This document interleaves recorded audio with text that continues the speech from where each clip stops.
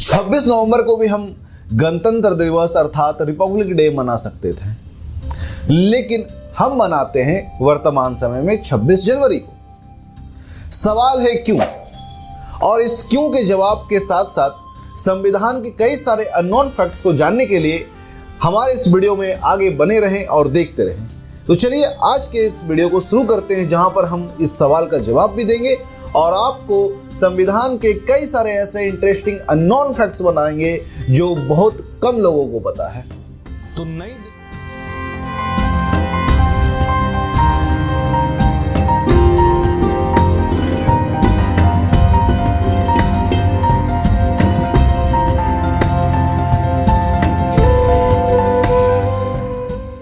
नई दिल्ली में स्थित पार्लियामेंट्री लाइब्रेरी में रखा हुआ है हमारा संविधान, और वो संविधान इंग्लिश और हिंदी दोनों लैंग्वेज में लिखा हुआ हैंड रिटन, वो भी ओरिजिनल कॉन्स्टिट्यूशन रखा है। जो हमारा ये संविधान है उसकी लंबाई है 30 इंच, जिसकी चौड़ाई है 21 इंच और ऊंचाई है 19 इंच। इस डायमेंशन के साथ रखा हुआ हमारा ओरिजिनल संविधान है एक बॉक्स में।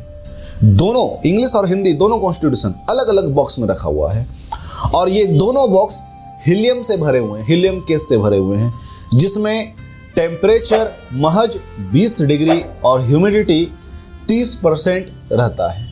इसी के साथ 251 पन्नों में लिखा ये ओरिजिनल कॉन्स्टिट्यूशन टोटल 3 किलो 750 ग्राम वजनीय है, और इसी के साथ बनता है ये दुनिया का सबसे लंबा लिखित संविधान।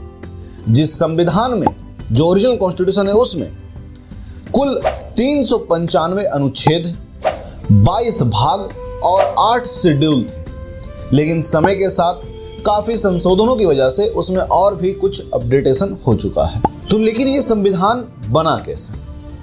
संविधान बनने के लिए सबसे पहले स्थापित किया गया एक संविधान सभा अर्थात कॉन्स्टिट्यूएंट असेंबली, जिसे सबसे पहले 1930 ईस्वी में एम.एन. रॉय, जो कि एक कम्युनिस्ट लीडर थे, उनके द्वारा बताया गया था।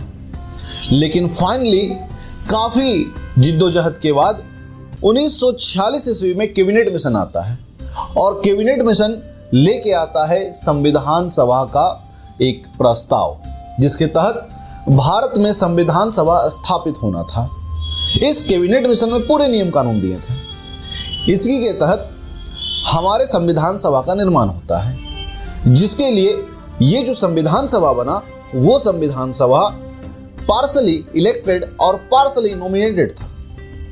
इलेक्टेड पार्सली क्योंकि जो ब्रिटिश इंडिया प्रोविंस थे वहाँ पर जो प्रोविंशियल असेंबली थी वहाँ पर से इनडायरेक्टली इलेक्टेड प्रोपोर्शनल रिप्रेजेंटेशन और सिंगल ट्रांसफरेबल वोट के माध्यम से लोग पहुंचते हैं संविधान सभा में, और जो प्रिंसली स्टेट थे वहां से प्रिंसली स्टेट वाले अपने नॉमिनेटेड मेंबर को या खुद उसके जो राजे रजवाड़े थे वो एज ए कॉन्स्टिट्यूएंट असेंबली के मेंबर बन के आए, और इस तरीके से पार्सली इलेक्टेड और पार्सली नॉमिनेटेड कॉन्स्टिट्यूशन के लिए कॉन्स्टिट्यूएंट असेंबली का गठन होता है।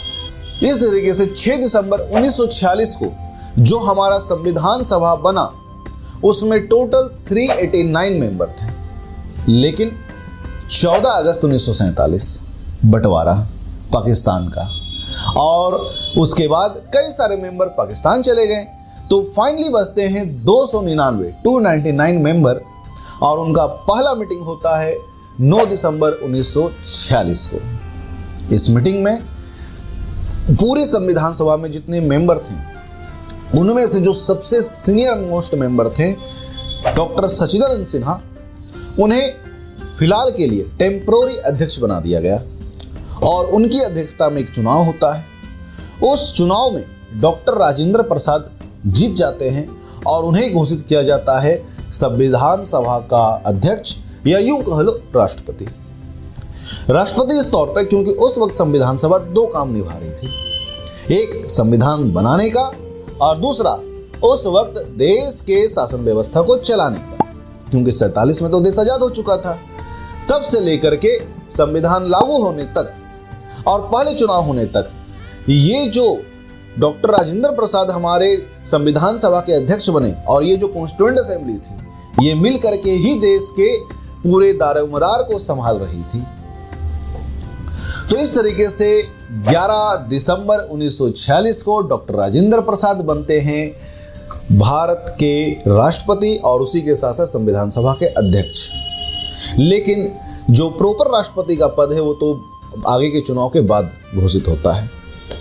यहाँ पर एक ध्यान देने वाली बात है, बहुत कम लोगों को पता है कि हमारे संविधान सभा में वाइस प्रेसिडेंट भी थे और उनमें से बहुत ही कम लोगों को पता कि वो 2 थे, वो एक नहीं थे। ज़्यादातर लोग एस.सी. मुखर्जी को जानते हैं, लेकिन वी.टी. कृष्णाचारी ये भी हमारे वाइस प्रेसिडेंट थे संविधान सभा के और संवैधानिक सलाहकार यानी कॉन्स्टिट्यूशनल एडवाइजर बने बी.एन. राव, जिनका काम था ड्राफ्ट तैयार करना।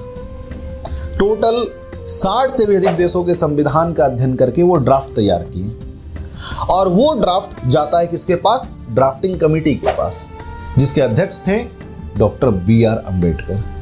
कई सारे लोग यही मानते हैं कि बी.आर. अम्बेडकर ने संविधान लिखा है, लेकिन ये बात गलत है। अम्बेडकर साहब संविधान नहीं लिखे थे, वो ड्राफ्टिंग कमेटी के अध्यक्ष थे। और अम्बेडकर साहब का नाम क्यों सबसे आगे आता है संविधान के साथ? क्योंकि ड्राफ्टिंग कमेटी का काम बहुत ही महत्वपूर्ण था। कौन सा अनुच्छेद किस भाग में होगा, कौन सा भाग पहले होगा, कौन सा अनुच्छेद पहले होगा, कौन सा बाद में होगा, ये सारा काम ड्राफ्टिंग कमेटी कर रही थी और जिसके अध्यक्ष थे अपने अम्बेडकर साहब। तो 29 अगस्त 1947 बी.एन. राव वो अपना ड्राफ्ट तैयार करके ड्राफ्टिंग कमेटी को सौंप देते हैं और अक्टूबर 1947 से ड्राफ्टिंग कमेटी भी काम शुरू कर देती है। काफ़ी मेहनत के बाद, काफ़ी मशक्क़त के बाद 21 फरवरी 1948 को ड्राफ्टिंग कमेटी फाइनल ड्राफ्ट तैयार कर देती है, लेकिन अभी भी काम बहुत बाकी था।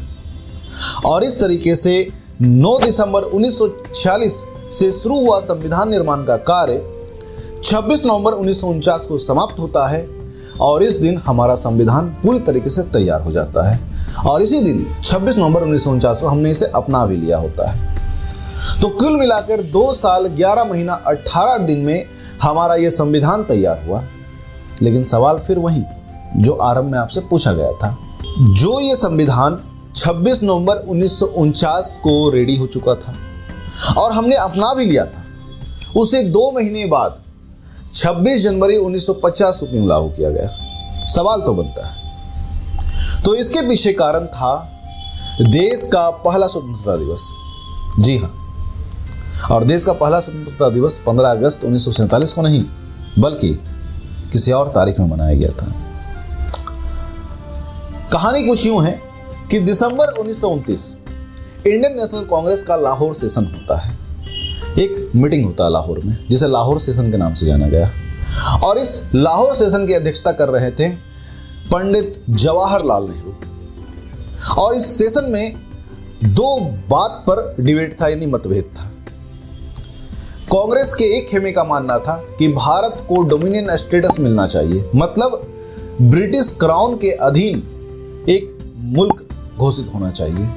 लेकिन दूसरे खेमे का बोलना था कि नहीं, भारत को पूर्ण स्वराज चाहिए, फुल इंडिपेंडेंट चाहिए, पूरी तरीके से आजादी चाहिए। डोमिनियन स्टेटस के फेवर में नाम आता है मोतीलाल नेहरू का, तो वहीं पूर्ण स्वराज के फेवर में नाम आता है मोतीलाल नेहरू के ही बेटे पंडित जवाहरलाल नेहरू, साथ ही साथ बाल गंगाधर तिलक और अंबेडकर साहब का। तो फाइनली इस सेशन में जब वोट हुआ तो उस वोट में पूर्ण स्वराज जीत जाता है। इसमें जब पूर्ण स्वराज जीत गया तो यह तय किया गया कि हमें स्वतंत्रता दिवस मनाना चाहिए। लेकिन सवाल था कि कब, क्योंकि देश में बहुत सारे लोग इंडियन नेशनल कांग्रेस के जिन्हें बुलाना भी है और ये पहली आज़ादी हम लोग मनाने जा रहे थे, सेलिब्रेट करने जा रहे थे, तो धूमधाम से होना चाहिए।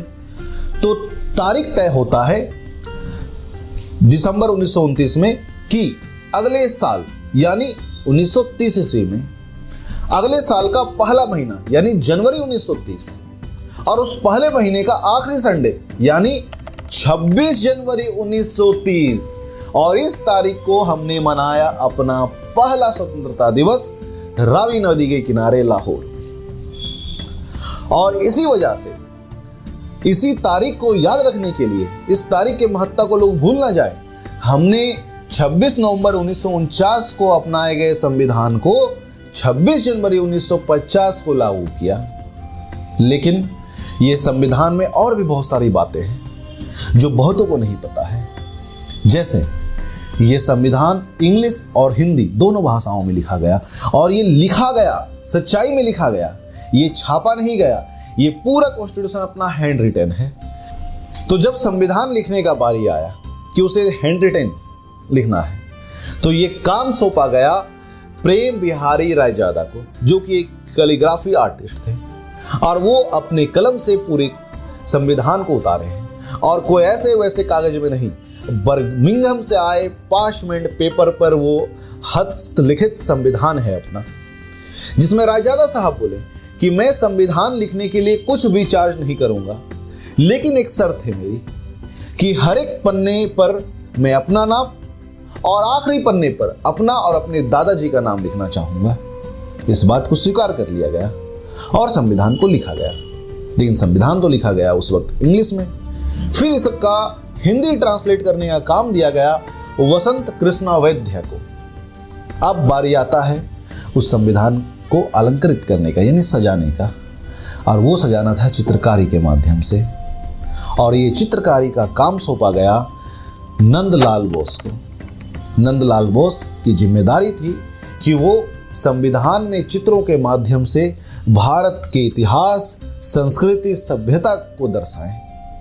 नंदलाल बोस जो कि शांति निकेतन विश्वविद्यालय से पढ़े हुए थे, ये चित्रकारी करते हैं, और संविधान में वो ऐसा चित्रकारी की जिसके माध्यम से वो सिंधु घाटी सभ्यता से लेकर के अजंता की गुफाओं तक को, और अजंता की गुफाओं से लेकर के चोल साम्राज्य की नटराज मूर्ति, और नटराज मूर्ति से लेकर के गांधी जी के डांडी मार्च तक के पूरे इतिहास का झलक वो प्रतिबिंबित कर दिए हैं हमारे संविधान में। तो ये अपने आप में बहुत ही बड़ा और अनोखा कलाकारी है। हमारे संविधान का एक सबसे बड़ा खासियत क्या? खासियत ये कि हमने दुनिया भर के संविधान से आइडिया लिया। कई सारे लोग बोलते हैं कि भारत का संविधान उधार का संविधान है, तो वो अल्प जानकारी की वजह से गलत बोलते हैं। उधार का कैसे? हमने तो केवल आइडिया लिया, लेकिन उसे इम्प्लीमेंट कई सारे बदलावों के साथ अपने देश में किया। तो इंस्पिरेशन को कॉपी नहीं बोलते हैं। जैसे हमने ब्रिटेन से सीखा पार्लियामेंट्री सिस्टम, उसे हमने अपने अकॉर्डिंग लागू किया, ना कि ब्रिटेन वाले को कॉपी पेस्ट कर दिया। हमने यूएसए से सीखा कि हमें भी प्रियम्बल रखना चाहिए, लेकिन प्रियम्बल का भाषा कैसा हो वो तो हमने ऑस्ट्रेलिया से लिया। अब आप क्या बोलते हैं कि प्रियम्बल कहाँ से कॉपी है, यूएसए से या ऑस्ट्रेलिया से? तो जवाब है कहीं से कॉपी नहीं है, हमने आइडिया लिया है। उसमें शब्द, उसके सारे इनपुट्स वो हमारे हैं। हमने लिबर्टी, फ्रेटर्निटी, इक्वलिटी जैसे शब्दों को लिया है फ्रांस से, लेकिन एज इट इज नहीं, अपने शैली में, अपने अकॉर्डिंग। तो ये हमारा संविधान उधार का संविधान नहीं, ये हमारा संविधान कॉपी किया हुआ संविधान नहीं, बल्कि ये दुनिया भर के बेहतरीन विचारों के बीच में से सबसे बेहतरीन विचारों को चुनने वाला संविधान है। और इस काम को बखूबी निभाए हैं अंबेडकर साहब ने और पूरे संविधान सभा ने। इसी के साथ हमारा संविधान बहुत ही डायनेमिक नेचर का है। हमारे संविधान में समय के अनुसार परिवर्तन को अपनाने की प्रवृत्ति है, जिसकी वजह से 2022 ईस्वी तक में हमारे संविधान में कुल 105 संशोधन हो चुके हैं। जो आखिरी 105वां संशोधन था वो अप्रैल 2022 ईस्वी में हुआ। और ये संशोधन भी यूं ही नहीं हो जाता है, इसके लिए भी एक बड़ी कठिन प्रक्रिया है, जिसका जिक्र हमें संविधान में ही मिलता है, उसके अनुच्छेद 368 में, 368 में। और इस वजह से हमारे देश का संविधान दुनिया का सबसे बेहतरीन संविधान बनकर उभरता है, क्योंकि ये समय के साथ बदलना जानता है, समय के अकॉर्डिंग चलना जानता है। तो ये एक अपडेट होने वाला संविधान है, ना कि आउट ऑफ डेट रहने वाला संविधान। तो इसी के साथ उम्मीद है आप सबों को ये जानकारी बिल्कुल नहीं लगी होगी। बहुत सारे रिसर्च के वजह से आपको ये वीडियो मिल पा रहा है, तो मैं धन्यवाद देना चाहूँगा अपने पूरे टीम को और आप सबों को क्योंकि उम्मीद है कि आप सभी इस वीडियो को लाइक करोगे, शेयर करोगे और चैनल में नए हो तो सब्सक्राइब भी करोगे। और आपको जो भी इसमें अच्छा लगे या कुछ भी इसमें और जानकारी का इच्छा हो तो कमेंट सेक्शन में जरूर से बताओ, ताकि उस पर हम लोग और भी वीडियो ला पाए। तो इसी के साथ मिलते हैं अपने अगले वीडियो में, तब तक के लिए जय हिंद, जय भारत, वंदे मातरम।